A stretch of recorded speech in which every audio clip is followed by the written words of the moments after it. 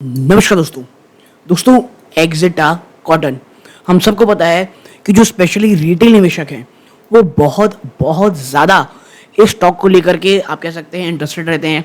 Reason भाई देखो, पहला स्टॉक 8-9 रुपए के आसपास ट्रेड कर रहा है, दूसरा बहुत रिटेल निवेशक बहुत ऊपरी स्तर में फंसे हैं। तो रिजल्ट कैसा रहा है आइए चेक करते हैं। देखिए, नंबर जो आपको यहाँ शो किए जा रहे हैं वो लैक्स में हैं, तो थोड़ा ध्यान दीजिएगा। सबसे पहले बात कर लेंगे क्या रेवेन्यू फ्रॉम ऑपरेशन की। लैक्स में तो 156.69 करोड़ है, जो एक साल पहले 154.93 करोड़ था। अब इसमें अदर इनकम जोड़ोगे जो 2.58 करोड़ है, जो एक साल पहले आप कहते हैं 0.03 करोड़ रुपीस आप कह सकते हैं यहाँ पर चल रहा है।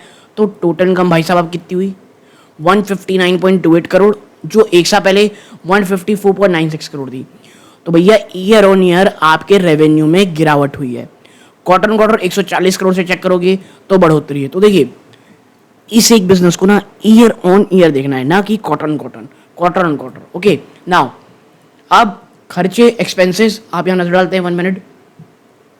सबसे पहला है cost of material consume 161.01 crore है, जो एक साल पहले ना कितनी थी, यहाँ पर ये थी 135.11 करोड़। अच्छा देखिए, ये माफ कीजिएगा परचेज और स्टॉक इन ट्रेड है। कॉस्ट ऑफ मटेरियल इस बार तो कुछ नहीं दिखाया इसने, एक साल पहले 0.93 करोड़ था। हाँ, इन्वेंट्रीज इस बार 7.58 करोड़ में प्लस की इन्वेंट्री है, जो एक साल पहले 9.18 करोड़ की थी। एम्प्लॉय बेनिफिट एक्सपेंस 0.82 करोड़ यानी 82 लाख रुपीज, जो एक साल पहले 0.64 करोड़ थी। ठीक है, अब फाइनेंस कॉस्ट कितनी रही है भाई साहब आपकी 1 मिनट, ये 0.31 करोड़ रही है, जो एक साल पहले 0.81 करोड़ थी। 44 लाख रुपए कह सकते हो आप। नाउ आपका डेप्रिसिएशन अमोर्टाइजेशन एक्सपेंस 18 लाख का रहा है, जो एक साल पहले 32 लाख का था। आपके अदर एक्सपेंसेस 2.94 करोड़ है, जो एक साल पहले 3.46 थी। तो यहाँ कुछ कमी आई है। तो भाई साहब आपकी टोटल एक्सपेंस कितनी हो गई, ये हो गई है 157.69 करोड़, जो एक साल पहले मात्र 150.12 थी। और यही कारण है कि आपका profit loss before exceptional item of tax यानी प्योर ऑपरेशनल बेसिस में कि भाई ये धंधा किया, ये धंधे का पैसा मिला, ये 1.58 करोड़ हो गया है, जहां एक साल पहले आपको 4.84 करोड़ का प्रॉफिट था। तो प्रॉफिट में ईयर ऑन ईयर बहुत बड़ी गिरावट है। हाँ, क्वार्टर आपको 2.5 करोड़ का लॉस था, उससे तो आपको प्रॉफिट हुआ है। तो ये चीजें हैं। अब अगर आप आगे बढ़ोगे, आप देखोगे कि आपका प्रॉफिट बिफोर टैक्स, आपका टैक्स के बाद आपका टोटल प्रॉफिट और लॉस फॉर द पीरियड क्या रहा 1.32 करोड़ रुपीज, 1.25 करोड़ रुपए का प्रॉफिट हुआ है, जो एक साल पहले 3.42 करोड़ का प्रॉफिट था।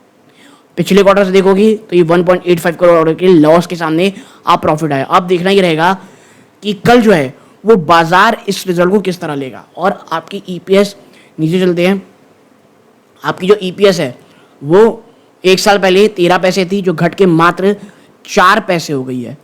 पिछले क्वार्टर में तो खैर वो नेगेटिव चली गई थी। तो देखिए, यहाँ पर दो एस्पेक्ट हैं कि आप ऑलरेडी बहुत ज़्यादा क्रैश कर चुके हो, तो शायद इस रिजल्ट को आप ऑलरेडी प्राइस इन कर चुके हो, और जो क्वार्टर ऑफ लॉस से प्रॉफिट बनाए हो, कहीं ना कहीं ये शायद बाजार को अच्छा लगे। लेकिन क्या होगा इसके लिए हमें कल देखना पड़ेगा, कल का इंतजार करना पड़ेगा। अब चलते हैं कहाँ, सेगमेंट वाइज रिजल्ट किस तरह रहे हैं। तो देखिए, ये है कंपनी के सेगमेंट वाइज रिजल्ट।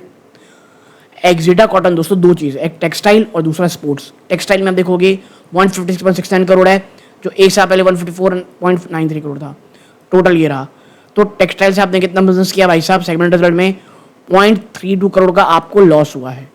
ठीक है, तो ये चीज़ें हैं, जो एक साल पहले 5.3 करोड़ का आपको प्रॉफिट हुआ था, इस बार अदर्स में 35 लाख का लॉस हुआ, यानी दोनों ही धंधों में आपको यहाँ पे लॉस होते हुए दिखाई दे रही हैं चीज़ें।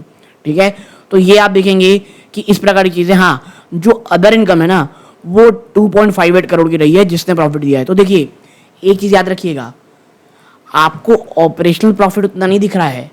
ये जो 2.5 करोड़ रुपए का आपको हुआ है ना अदर इनकम, अगर इसे आप हटा दोगे तो आप एक बहुत बड़े लॉस में अभी भी हो। और मैं इसीलिए कह रहा हूँ, अगर बाजार इसे स्क्रूटनी से देखेगा तो ये पाएगा भाई साहब कि ये तो रिजल्ट ही नहीं आया अच्छा, तो शायद उसके बाद आपको गिरावट देखने को मिले। ओके, तो ये आप देख रहे हैं कि ये इस प्रकार के नंबर है। और अगर हम नीचे चलें कि भाई कंपनी ने क्या कोई और ऐसी कुछ बातें कही हैं जो हमको देखनी पड़ेंगी, तो देखिए यहाँ पे क्या पता चल रहा है कि रेजिग्नेशन भी हुआ है मिस्टर मिस्त्री एंड शाह एलएलपी का, जो चार्टेड अकाउंट है, यानी based recommendation of audit committee, जो अपना रजिस्ट्रेशन टेंडर कर चुकी है कब 11 अगस्त को। तो भाई साहब ये मैं बताऊं आपको, इस प्रकार की छोटी कंपनीज के लिए एक बहुत ही ज़्यादा बड़ा झटका हो सकता है, क्योंकि आप ऑलरेडी बहुत ज़्यादा स्क्रूटनी में रहते हो कि आप एक छोटी कंपनी हो, और ऐसे में रिजल्ट के बाद आपके ऑर्डर जो आपके सीए हैं, आप कह सकते हैं चार्टर्ड अकाउंटेंट, अगर वो रजिस्टर्ड कर रहे हैं तो गलत हो ना हो ये अच्छा सिग्नल तो नहीं देता है। ओके, क्या और कोई खबर है जो हमको यहाँ पे देखनी है? 1 मिनट। तो ऐसा तो और कुछ नहीं नज़र आ रहा है। ठीक है, तो ये इस प्रकार की चीज़ें हैं दोस्तों। ठीक है, यहाँ तक जुड़े रहे, बहुत बहुत धन्यवाद। ये सूर्यकांत है, जय हिंद।